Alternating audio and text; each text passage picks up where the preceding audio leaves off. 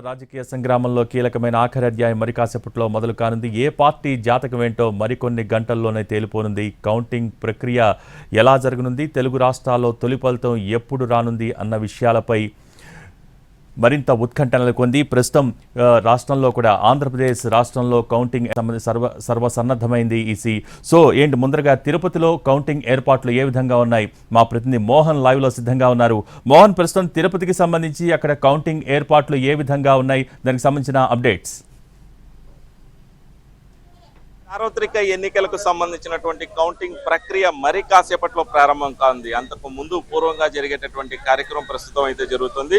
Counting కార్యక్రమాన్ని నిర్వహించేటటువంటి అధికారులు ప్రస్తుతం కౌంటింగ్ కేంద్రానికి చేరుకుంటున్నారు. దాదాపు 1000 మందితో తిరుపతి కేంద్రంగా ఉన్నటువంటి కౌంటింగ్ కేంద్రం వద్ద కౌంటింగ్ ప్రక్రియను కొనసాగించబోతున్నారు. ఉమ్మడి చిత్తూరు జిల్లాకు సంబంధించినటువంటి 4 నియోజకవర్గాలైనటువంటి చంద్రగిరి, అదేవిధంగా తిరుపతి, శ్రీకాళహస్తి, సత్యవేడు, ఇక నెల్లూరు జిల్లాకు సంబంధించినటువంటి సూలూరుపేట, గూడూరు, వెంకటగిరి, ఈ 7 నియోజకవర్గాలకు సంబంధించినటువంటి కౌంటింగ్ ప్రక్రియ తిరుపతి కేంద్రంగా పద్మావతి మహిళా యూనివర్సిటీలో నిర్వహిస్తున్నారు. అందుకు అనుగుణంగా ఏర్పాట్లు కూడా పూర్తిగా చేశారు. దాదాపు 10 రోజుల నుంచి కౌంటింగ్ ప్రక్రియకు సంబంధించినటువంటి ఏర్పాట్లను జిల్లా యంత్రాంగం ప్రత్యక్షంగా పర్యవేక్షిస్తూ ఉన్నారు. ఇవాల్టి రోజున మనం చూడవచ్చు, కట్టుదిట్టమైనటువంటి భద్రతా ఏర్పాట్ల నడుమ ప్రస్తుతం కౌంటింగ్ ప్రక్రియను నిర్వహించేలా కూడా ఏర్పాట్లు చేశారు. దాదాపు 3 కౌంటింగ్ సంబంధించి కేంద్రం వద్దకే 3 అంచెల భద్రతా వ్యవస్థను ఏర్పాటు చేశారు. మరోవైపు ఈ కౌంటింగ్ కేంద్రం వద్దకు చేరుకోవడానికి 25 చెక్ పోస్టులను ఏర్పాటు చేశారు. ఇప్పటికే 2500 మంది భద్రతా సిబ్బంది పహారా కాస్తుంటే అదనంగా కేంద్ర బలగాలైనటువంటి సిఆర్పిఎఫ్ బలగాలను కూడా తిరుపతికి ప్రత్యేకంగా రప్పించారు. తిరుపతిలో పోలింగ్ తర్వాత రోజు జరిగినటువంటి ఘటనతో తిరుపతికి సంబంధించి ఒక హై అలర్ట్ ప్రకటించారు.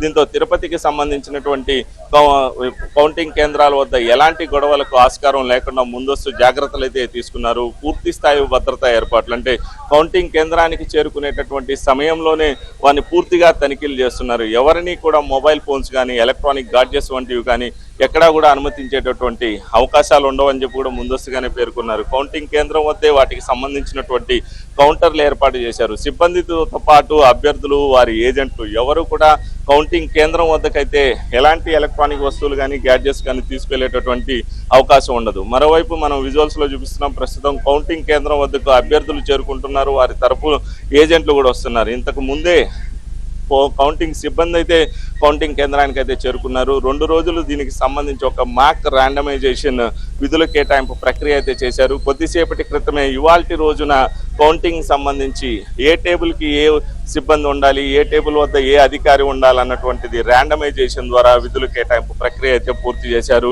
ఇక 7 గంటలకి అభ్యర్థుల సమక్షంలో స్ట్రాంగ్ రూమ్ను ఓపెన్ చేయబోతున్నారు. స్ట్రాంగ్ రూమ్లో ఉన్నటువంటి ఈవీఎంలు అన్నీ కూడా కౌంటింగ్ కేంద్రాల వద్దకు తరలిస్తారు. కౌంటింగ్ కేంద్రాల వద్ద ముందుగా 8 గంటలకు పోస్టల్ బ్యాలెట్కు సంబంధించినటువంటి కౌంటింగ్ ప్రక్రియ అయితే ప్రారంభమవుతుంది. పోస్టల్ బ్యాలెట్కు సంబంధించి చిత్తూరు జిల్లాలో 22,795 ఓట్లు పోలయ్యాయి. అత్యధికంగా చంద్రగిరి నియోజకవర్గం నుంచి 5,600 ఓట్ల వరకు కూడా పోలయ్యాయి. తిరుపతికి సంబంధించి 4,600 ఓట్లు పోలయ్యాయి. దీంతో వీటికి సంబంధించిన కౌంటింగ్ ప్రక్రియ మధ్యాహ్నం 2 గంటల సమయం వరకు కూడా పట్టేటటువంటి అవకాశాలు ఉంటాయి. ఇక ఈవీఎంలకు సంబంధించి 8 గంటల 30 నిమిషాల నుంచి కూడా కౌంటింగ్ ప్రారంభించబోతున్నారు. అంటే పోస్టల్ బ్యాలెట్కు సంబంధించినటువంటి కౌంటింగ్ ప్రక్రియ ఒకవైపు కొనసాగుతూనే ఉంటుంది, మరోవైపు ఈవీఎంలకు సంబంధించి 8:30 గంటల నుంచి కూడా కౌంటింగ్ ప్రక్రియ అయితే ప్రారంభిస్తారు. ప్రతి 30 నిమిషాలకు ఒక రౌండ్ తరపున రిజల్ట్స్ ను విడుదల చేసే ఏర్పాట్లు అయితే చేస్తున్నాం అంటున్నారు. తిరుపతికి సంబంధించి దాదాపు 46 మంది అభ్యర్థులు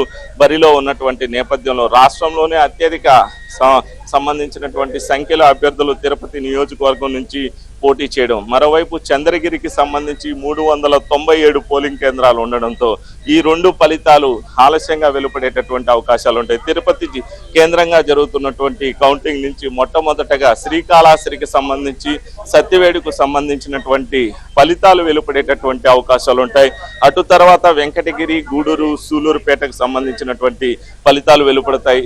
చివరిగా తిరుపతి, చంద్రగిరికి సంబంధించినటువంటి ఫలితాలు అయితే వెలువడతాయి. ఇక పార్లమెంటు పరిధికి సంబంధించి తిరుపతి పార్లమెంటుకి సంబంధించినటువంటి 6 నియోజకవర్గాలైనటువంటి తిరుపతి, శ్రీకాళహస్తి, సత్యవేడు, వెంకటగిరి, గూడూరు, సూలూరుపేటకు సంబంధించినటువంటి కౌంటింగ్ ప్రక్రియ తిరుపతి కేంద్రంగా జరుగుతూ ఉంటే సర్వేపల్లికి సంబంధించినటువంటి కౌంటింగ్ నెల్లూరు కేంద్రంగా జరుగుతుంది. మరోవైపు చిత్తూరు పార్లమెంటుకు సంబంధించినటువంటి చంద్రగిరి నియోజకవర్గానికి సంబంధించి కూడా తిరుపతి కేంద్రంగానే కౌంటింగ్ ప్రక్రియ కొనసాగిస్తున్నారు.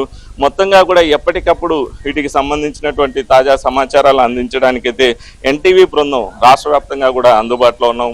అందరికంటే ముందుగా ఫస్ట్ అన్నట్టుగా కూడా రిజల్ట్స్ అందించేటటువంటి ప్రయత్నం చేయడానికి సర్వం అయితే సిద్ధం చేసుకున్నాం. ఎన్నికలకు సంబంధించినటువంటి కౌంటింగ్ ప్రక్రియ ప్రస్తుతం మరి కాసేపట్లో కొనసాగబోతుంది. దీనికి సంబంధించి ప్రస్తుతం మనం విజువల్స్లో చూపిస్తున్నాం.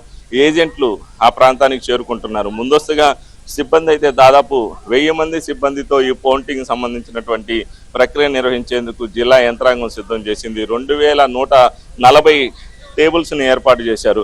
ఒక చంద్రగిరికి సంబంధించి 21 రౌండ్లో ఫలితం వెలువడబోతుంది. సూలూరుపేటకి సంబంధించి 22 రౌండ్లలో ఫలితం వెలువడబోతుంది.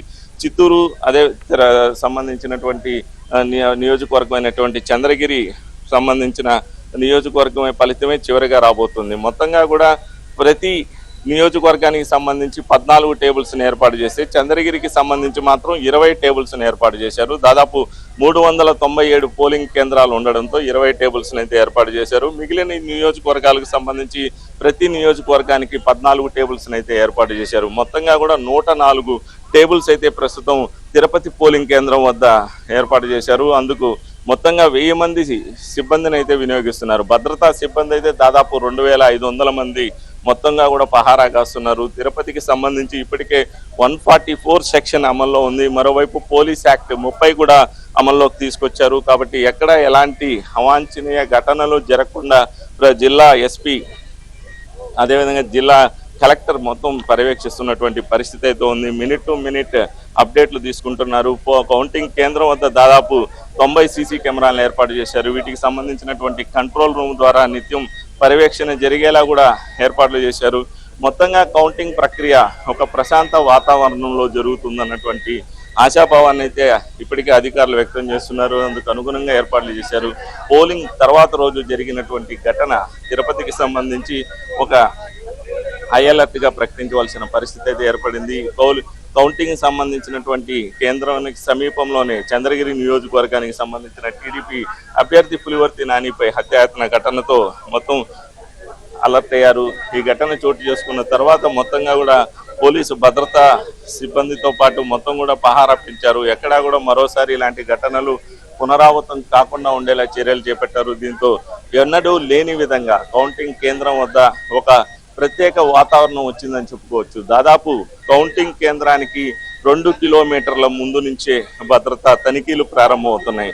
అంచెల వారీగా తనిఖీలు నిర్వహించిన అనంతరమే పోలింగ్ సిబ్బంది కావచ్చు, అభ్యర్థులు కావచ్చు, ఏజెంట్లు కావచ్చు, ప్రతి ఒక్కరిని కూడా అంచెల వారీగా తనిఖీలు నిర్వహిస్తూ అనుమతిస్తున్నారు. ప్రస్తుతం మనం విజువల్స్లో అయితే చూస్తున్నాం. ఒకవైపు ఏజెంట్లను తనిఖీలు నిర్వహిస్తుంటే మరోవైపు సిబ్బందిని కూడా తనిఖీలు నిర్వహిస్తున్నటువంటి పరిస్థితి. మొత్తంగా 8 గంటలకు కౌంటింగ్ ప్రక్రియ అయితే ప్రారంభం కాబోతుంది. 8:30కు పోస్టల్ బ్యాలెట్కు సంబంధించినటువంటి ఫలితాలు మొదటి రౌండ్ వెలువడేటటువంటి అవకాశాలు ఉంటాయి. 9 గంటల నుంచి కూడా ఈవీఎంకు సంబంధించినటువంటి మొదటి రౌండ్ ఫలితాలు వెలువడేటటువంటి అవకాశాలు ఉంటాయి.